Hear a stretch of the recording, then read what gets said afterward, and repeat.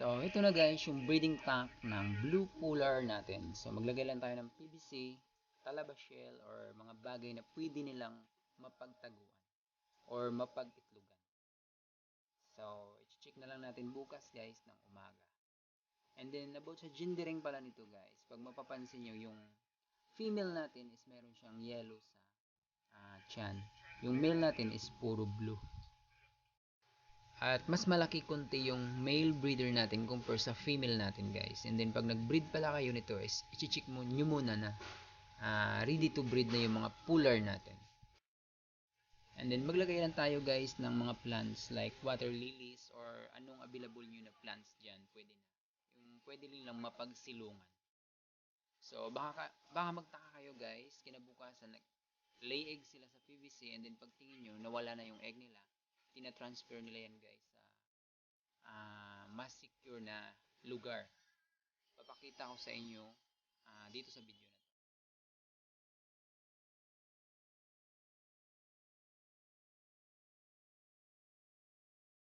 So, tulad nito guys, nakapagliig na yung blue polar parrot natin dyan sa loob ng PVC pipe natin.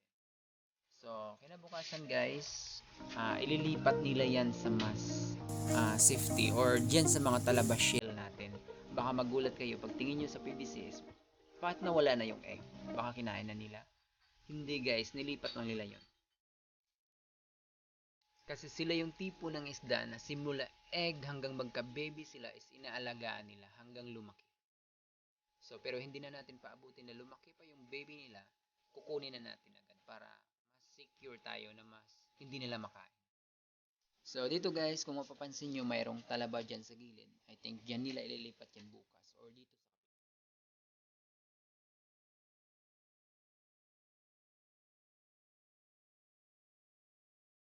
So, ito guys, i-check na natin. Oh my God! Nasaan na? Nag-disappear? Hindi guys, andito yun. Andito nila nilipat sa talaba shells natin. Check this out. Yun.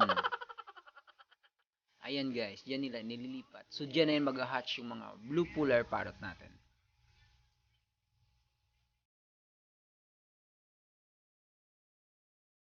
So, bago pala ang lahat guys, is magsha-shoutout muna tayo sa mga solid supporters natin. So, shoutout kay Obesty Channel and shoutout din kay Kim sa mga kiwalan na koi keepers. So, shoutout sa iyo bro, palagi ka nanonood ng video ko.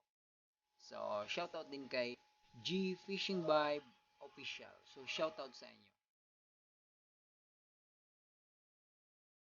At saka pala guys, pwede rin natin sila bigyan ng pagkain after nila mangitlog or mga ilang days silang nandyan. So, bigyan lang natin sila ng makakain nila para hindi nila pagtripan yung egg nila.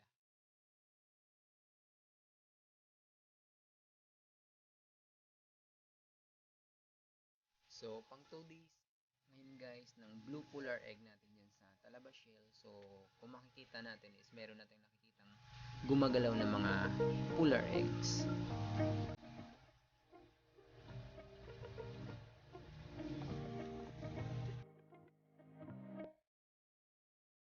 Ito guys, pang 3 days na natin na o-observe sa nag-o-observe dito sa blue polar eggs natin. So kung makita natin may mga buntot na sila, hindi pa sila lumalangoy, nakadikit pa rin sila sa talaba shell. So pang 4th day ngayon. So andyan na sila guys, medyo nakadikit pa rin sila sa talaba shell natin. So pero malakas ng pitik ng mga fry natin.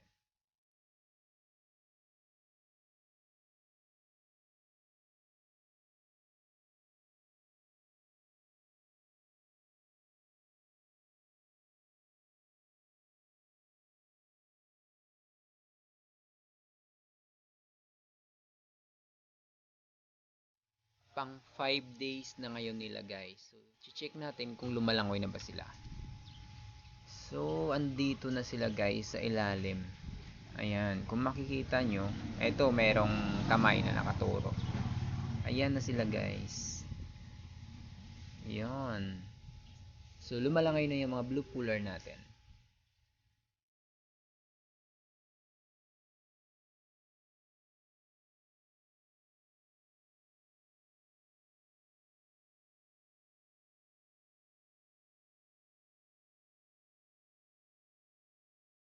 So kung makikita natin guys is yung parents ng blue polar natin is nakabantay pa rin sa mga babies.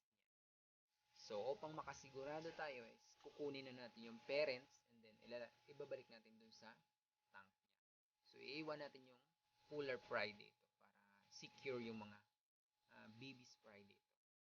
So ganito lang guys maghuli ng blue polar. Yun.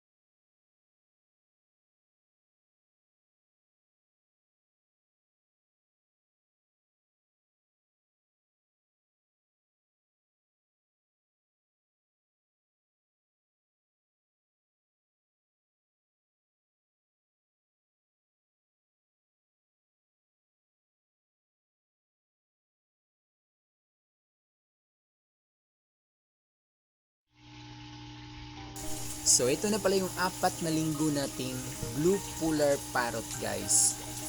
So medyo malalaki na sila and then we feed crab egg or bukaka ng kasat. Tawag dito sa amin. So ganun lang kasimple guys mag-breeding ng blue polar parrot. So thanks for watching and good luck.